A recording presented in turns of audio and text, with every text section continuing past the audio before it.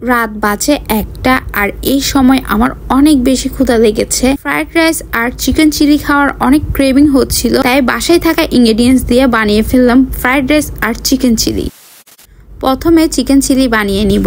একটি বাটির মধ্যে একটা ডিম নিয়ে এর মধ্যে অ্যাড করে দিলাম ব্ল্যাক পেপার, চিলি পাউডার, স্বাদ মতো লবণ, সয়া সস আর কর্নফ্লাওয়ার। মশলা সব দেওয়ার পর এখন এর মধ্যে চিকেনের বেস্ট পিসের অংশ এভাবে আমি ছোট ছোট করে কেটে এখানে অ্যাড করে দিচ্ছি। এরপর এই সবকিছু হাত দিয়ে ভালোভাবে মাখিয়ে নিলে চিকেনটা রেডি হয়ে যাবে। এখন এগুলো ফ্রাই করার জন্য চলে যাব। একটা ফ্রাইং প্যানে সামান্য তেল দিয়ে একে একে করে চিকেনগুলো এভাবে তেলের মধ্যে ছেড়ে দিব আর চুলার আঁচটা মিডিয়ামে রেখে চিকেনগুলো ভেজে নিতে হবে। চিকেনগুলো যেহেতু বেস্ট পিস, তো ভাজতে বেশিক্ষণ সময় লাগবে না। এপিট ওপিট করে চিকেনগুলো ভেজে নিচ্ছি। চিকেনগুলো ভেজে নেওয়া হয়ে গেলে এর মধ্যে অ্যাড করে দিলাম ক্যাপসিকাম। এখানে আমি আজকে 3 কালারের ক্যাপসিকাম ইউজ করেছি, কোনো এক কালারের ক্যাপসিকাম ইউজ করলেও হবে। আমি জাস্ট দেখার সৌন্দর্যের জন্য 3 কালারের ক্যাপসিকাম ইউজ করলাম। আরো অ্যাড করে দিলাম গাজর। গাজরগুলো এভাবে একটু বড় বড় করে পাতলা পাতলা স্লাইস করে দিলে কিন্তু চিকেন চিলিটা খেতে আমার ভীষণ ভালো লাগে। আপনারা আপনাদের পছন্দ অনুযায়ী যেভাবে ইচ্ছা ওইভাবে কেটে নিলেই হবে।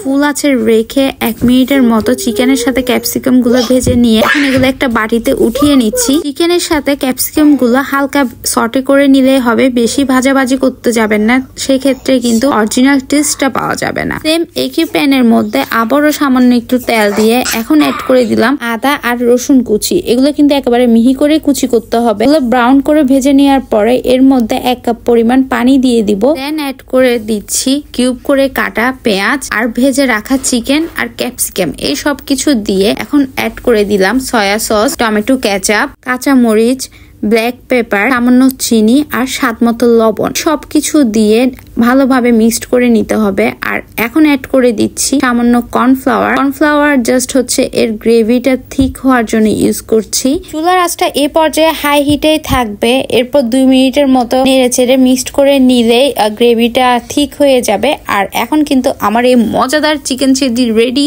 এখন এটা একটা প্লেটে সার্ভ করে নিচ্ছি। এখন চলে আসলাম ফ্রাইড রাইস রান্না করতে। একটা প্যানে সামান্য তেল দিয়ে এর মধ্যে অ্যাড করে দিলাম আদা আর রসুন কুচি। অবশ্যই মিহি করে কুচি করে নিতে হবে। আর এখানে কিছু সবজি কেটে নিলাম, পেঁয়াজ, গাজর, ক্যাপসিকাম আর কিছু সসেসও কুচি করে এখানে অ্যাড করে দিলাম। দেন এর মধ্যে অ্যাড করে দিলাম স্বাদ মতো লবণ আর ব্ল্যাক পেপার। চুলার আঁচ ফুল রেখে এগুলো হালকা ভেজে নিয়ে এখন একটা বাটির মধ্যে একটা ডিম ভেঙে নিলাম। এর মধ্যে দিয়ে দিলাম স্বাদ মতো লবণ আর ব্ল্যাক পেপার। এখন ভালো করে ডিমটা ফেটিয়ে নিয়ে সবজিগুলোকে একসাথে করে এর এক পাশে কিন্তু ফেটিয়ে নেওয়া ডিমটা অ্যাড করে দিচ্ছি। ডিমটা এখন স্ক্রাম্বল করে নিব, যেহেতু আজকে অল্প পরিমাণে রাইস রান্না করব, তো আমি সেই অনুযায়ী এখানে সবজি আর ডিম অ্যাড করলাম। ডিম স্ক্রাম্বল করে নেওয়ার পর সবকিছুর সাথে মিক্সড করে একটু নেড়ে চেড়ে ভেজে নেওয়ার পরে এখানে অ্যাড করে দিচ্ছি রান্না করে রাখা ভাত। এগুলো কিন্তু ভাত আমার আগে রান্না করা ছিল। নর্মালি আমরা যে ভাতের চালটা খাই ওইটা দিয়ে রান্না করা, কোনো পোলাও চাল ইউজ করিনি।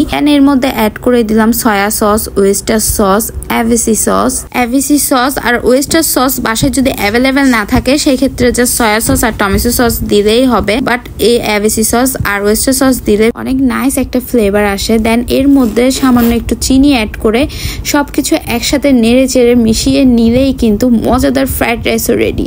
এটাকে আপনারা ফ্রাইড রাইস বা ভাত ভাজা যেটাই বলেন না কেন, দেখলেন তো খুব সহজে কিভাবে এত রাতে গরম গরম ফ্রাইড রাইস আর চিকেন চিলি বানিয়ে নিলাম। চিকেন চিলি একটা প্লেটে সার্ভ করে নেওয়ার পরে এখানে যা সৌন্দর্যের জন্য কিছু সাদা তিল ছিটিয়ে দিলাম। আর এখন আর আমি ওয়েট করতে পারছি না, একটা প্লেট নিয়ে গরম গরম ফ্রাইড রাইস গুলো সার্ভ করে নিচ্ছি। আর সাথে নিয়ে নিলাম এই চিকেন চিলি। এই ফ্রাইড রাইস আর চিকেন চিলি খাওয়ার ক্রেভিং আমার কিন্তু সন্ধ্যা থেকে হচ্ছিল।